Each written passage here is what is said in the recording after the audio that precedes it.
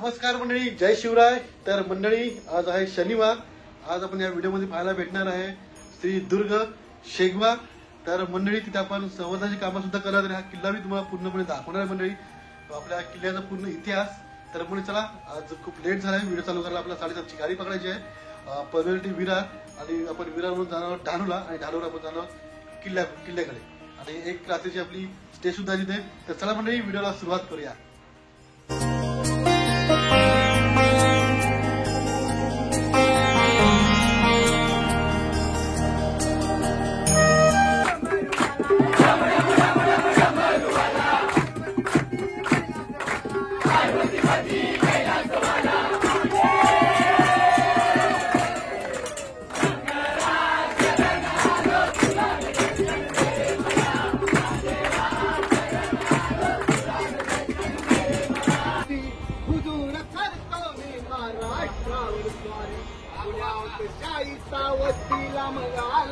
शिवाजी लागे अजमवयाचा शत्रूला, शाहिस्त्याच्या छावणीत शिवाजीला तिला चिरले, बघून मर्द शिवबाला खान म्हणी घाबरला।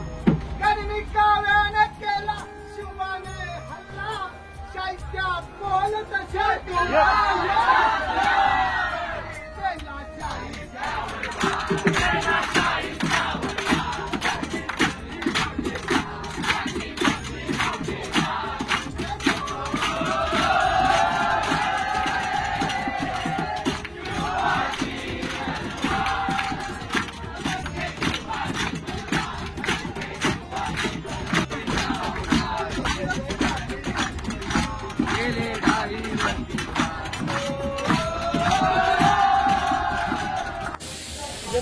आता आपण पोहोचलोय धानूला मंडळी। इथून आम्ही टमटम केले 6 सीटर। इथे आपल्याला पोहोचायला अजून 1 तास लागणार आहे। तर मंडळी, रात्री काय शूटिंग करायला भेटलं नाही। आता सकाळचे 5 वाजले, तर सगळेजण उठणार आणि मग किल्ल्याकडे जाणार आहोत मंडळी। महाराष्ट्र गुजरातच्या सीमेजवळ शेगवा हा किल्ला आहे। पालघर जिल्ह्यात आणि तलासरी तालुक्यात मुंबई अहमदाबाद महामार्गाच्या जवळ असूनही हा किल्ला तसे दुर्लक्षित आहे। 11व्या शतकात बांधल्या गेलेल्या आणि शिवकाळात पुनर्बांधणी झालेल्या शेगवा किल्ल्यावर अनेक अवशेष काळाची झुंज देत आजही उभे आहेत। या भागात असणाऱ्या इतर किल्ल्यांमानाने शेगाव गडाची उंची पायथ्याच्या करंजविरा गावापासून कमी असल्याने 2 ते 3 तासात हा किल्ला पाहून होतो। ऐतिहासिक कागदपत्रात शेगवागडाचा उल्लेख शेगवाह या नावानेही येतो। आता आपण पाहूया या किल्ल्याचा थोडक्यात इतिहास। केळवे माहीमचे मूळ नाव मत्स्यमत, त्याचे पुढे झाले महकावती व नंतरच्या काळात माहीम। प्राचीन काळी प्रतापबिंब राजाने दमणपासून वाळुकेश्वरापर्यंतच्या म्हणजे आजची मुंबई समुद्र किनाऱ्यावर आपले राज्य स्थापन करून त्याची राजधानी म्हणून महकेवातीची निवड केली। त्याच काळात शेगवा किंवा शेगवा हा किल्ला बांधण्यात आला असावा। 14व्या शतकात गुजरातच्या सुलतानाच्या ताब्यात हा परिसर घेतला, तेव्हा हा गडही त्याच्या ताब्यात गेला असावा। पुढील काळात या भागावर रामनगरच्या कोळी राजाचे आधिपत्य होते। छत्रपती शिवाजी महाराजांनी इसवी सन 1672 ते 1677 या काळात मोरोपंतांना 6000ची फौज देऊन उत्तर कोकणात पाठवले। इसवी सन 1677 ला रामनगरच्या कोळी राजाच्या ताब्यात असलेला प्रांत शेगवा किल्ला स्वराज्यात दाखल झाला। इसवी सन 1683 पासून पुढील 66 वर्ष हा किल्ला पोर्तुगीज आणि रामनगर यांच्याकडे होता। चिमाजी अप्पांनी काढलेल्या वसई मोहिमेत इसवी सन 1739 मध्ये कृष्णाजी महादेव चासकर यांनी शेगवागड जिंकून घेतला। पुन्हा इसवी सन 1754 मध्ये हा किल्ला रामनगरच्या कोळी राजाकडे गेला। इसवी सन 1802 मध्ये झालेल्या तहात शेगवा किल्ला पेशव्यांकडे आला। इसवी सन 1817 मध्ये घोगाडच्या अधिपत्याखालील सैन्याने शेगवागड जिंकला।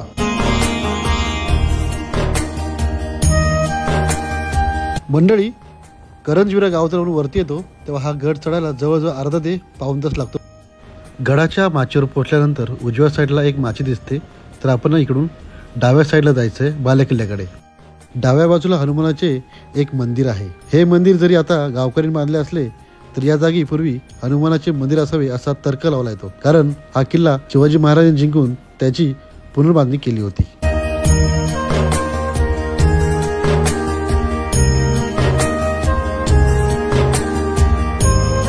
गडाच्या माचीवर महादेवाचे मंदिर आहे. पत्र्याने साकारलेल्या या मंदिरात पिंड, नदी, कासव आणि गणेशाची मूर्ती आहे.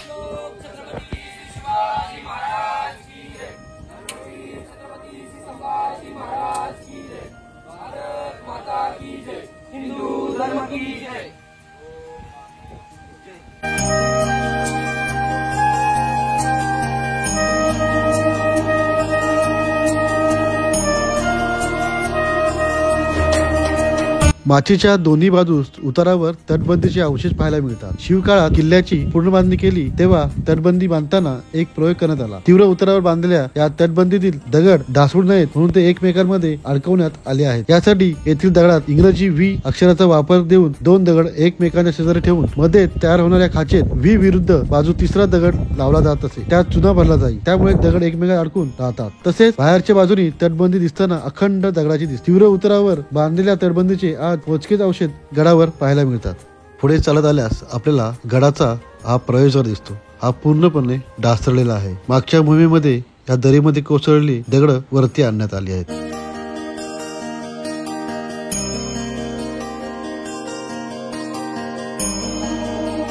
पुढे चालत आल्यानंतर आपल्याला डावीकडे पाण्याचे टाके दिसतील. या टाक्यामधील पाणी पिण्यायोग्य आहे.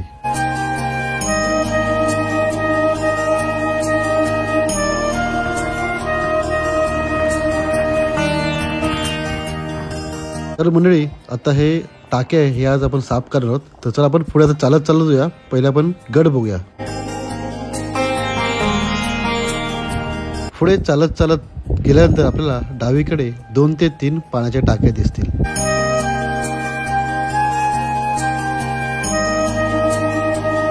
पुढे चालत गेल्यानंतर अजून एक मोठं टाका आहे आणि हे टाका सुद्धा या महिन्यात आपण साफ करण्याचा प्रयत्न करणार आहोत.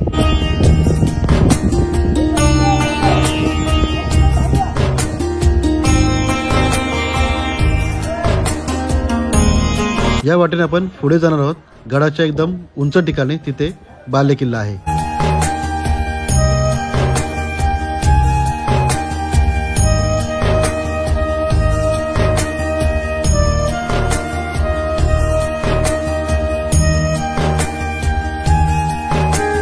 वरती पोहोचल्यानंतर आपल्याला बालेकिल्ल्याची तटबंदी आणि हा प्रवेशद्वार दिसेल. इथे सुद्धा मोहीम घेऊन साफसफाई करण्यात आलेली आहे.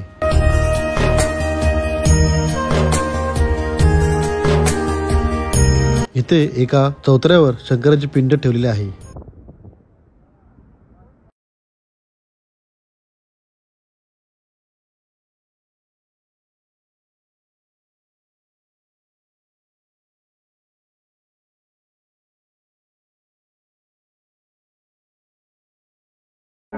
मंडळी, गड बघून झालाय. आता आपण थोडं काम करूया, मोहिमेला सुरुवात करूया.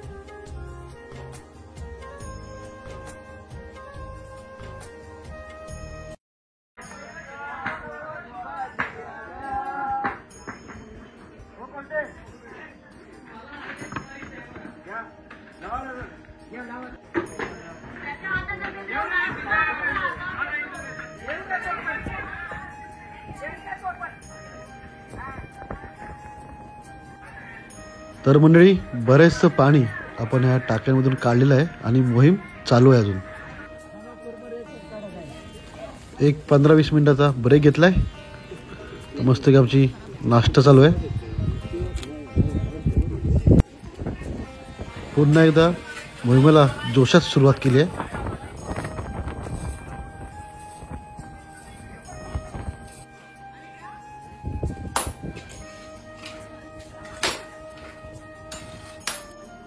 या टाकीत सुद्धा जोरदार काम चालू आहे आणि या टाकीचे सर्व दगड बाहेर काढली आहेत मंडळी.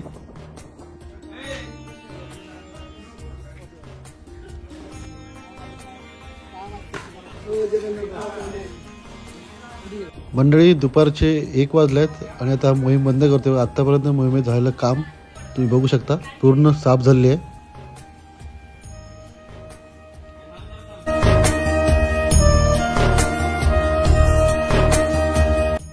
मोहीम संपून मंडळी आम्ही आता उजव्या साईडची माची होती ती पाहायला आलोय. इथून मस्त असं निसर्ग सौंदर्य आपल्याला बघायला भेटेल मंडळी.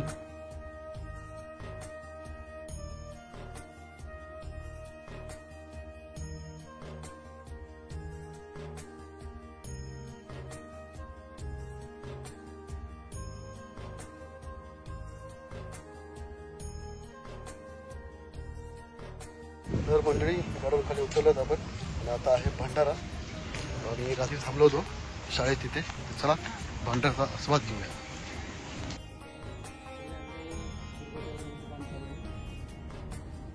माझं नाव प्रतीक मध्ये, मी अंधेरीवरून आलो.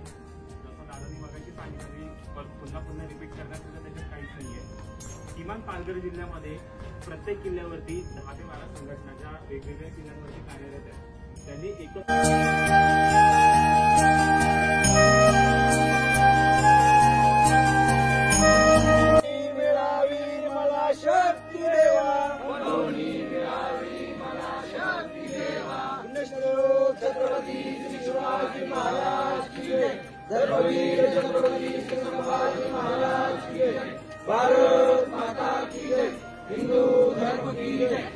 मंडळी हा होता शेगाव गडावरील गडाचा आणि गड सरोवराचा व्हिडिओ आवडल्यास लाईक करा, शेअर करा, कमेंट करा. आणि जर तुम्ही नवीन असेल तर आपल्या चॅनलला सबस्क्राईब करा. असेच मंडळी नवीन व्हिडिओ आपण घेऊन असतो. तुम्ही टेक केअर, बाय, काळजी घ्या. धन्यवाद. जय शिवराय.